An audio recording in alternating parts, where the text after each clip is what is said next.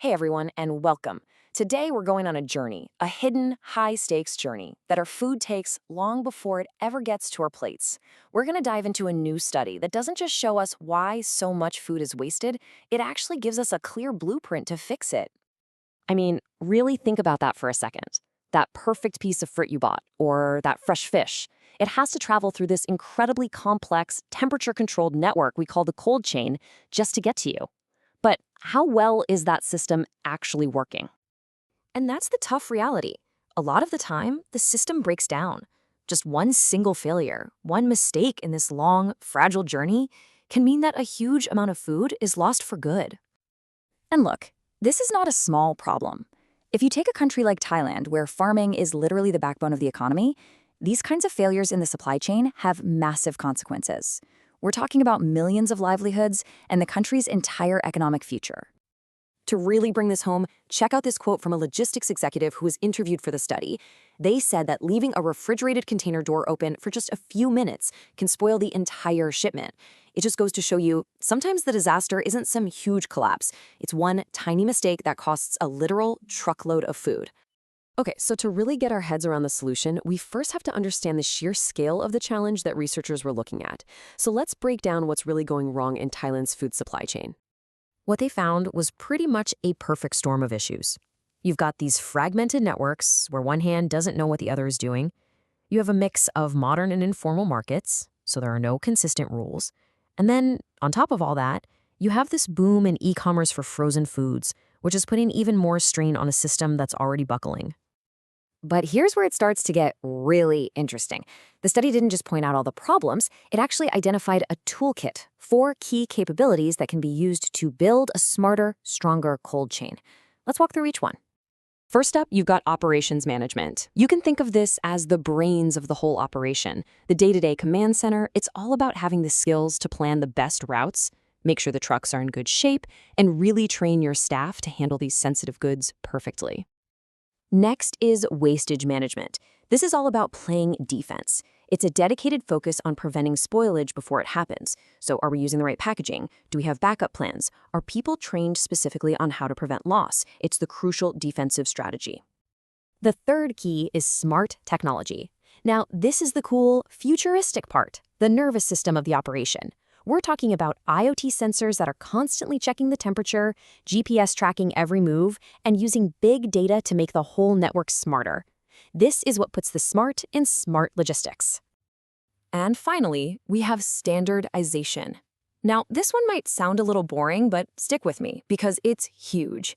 This is the rule book. It's the blueprint that makes sure everyone in the chain is following the exact same high-quality procedures for everything, from how they clean the trucks to how they pack the food.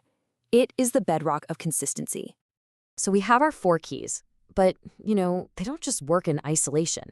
The researchers surveyed 300 different logistics companies in Thailand to figure out exactly how these pieces fit together and influence each other. Let's take a look at what they discovered. The first connection they found was super clear. When a company has strong, consistent standards, its day-to-day operations just run so much better. I mean, that makes sense, right? A good plan leads to good execution. And it follows those same clear rules, like strict temperature controls and handling protocols. They also directly cut down on the amount of food that goes bad. Simple as that. Now, this is a fascinating insight. You can't just buy a bunch of fancy tech and plug it into a chaotic system and expect it to work. The study proved that you first need standardized, reliable processes. Standards basically create the stable foundation that technology needs to actually be effective. The fourth connection shows this really cool feedback loop. See, when a company gets serious about reducing waste, it creates a powerful business reason to go out and invest in a smart tech that can help them do it. The need drives the innovation. And here's the final piece of the puzzle. When you're managing waste effectively, you're not just saving food. You're actually making your whole operation more efficient. You're freeing up resources and getting everyone laser-focused on quality. Okay, so we've got operations, waste management, smart tech, and standardization. They're all clearly important. But the study's data revealed that one of these keys is way, way more powerful than the others. Which one do you think it is? Take a look at these numbers from the analysis. That total effect score, that basically measures how much impact one factor has on another. And wow, look at that top number.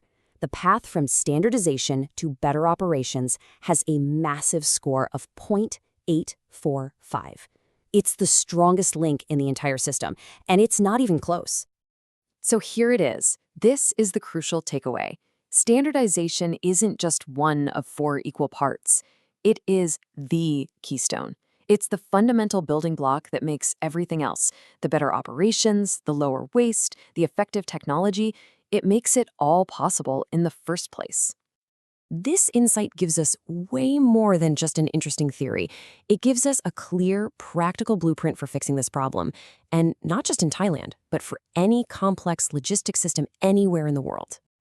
So here's how you do it. Step 1, master the fundamentals. Build that solid foundation of standards for everything. Step 2, use that solid foundation to sharpen your day-to-day operations and get a real handle on waste. And then, and only then, as step 3, do you bring in the smart tech to supercharge a system that's already working well. And that really is the ultimate lesson here. In the rush to find the next high-tech, silver bullet solution, it's so easy to forget that real, lasting improvement, it always comes from getting the basics right first. So I'll leave you with this question to think about. Whether it's at your job, in a personal project, or maybe in your community, what's a complex problem you're facing that could be solved not by looking for some shiny new tool, but by going back and just mastering the foundation? Thanks for watching.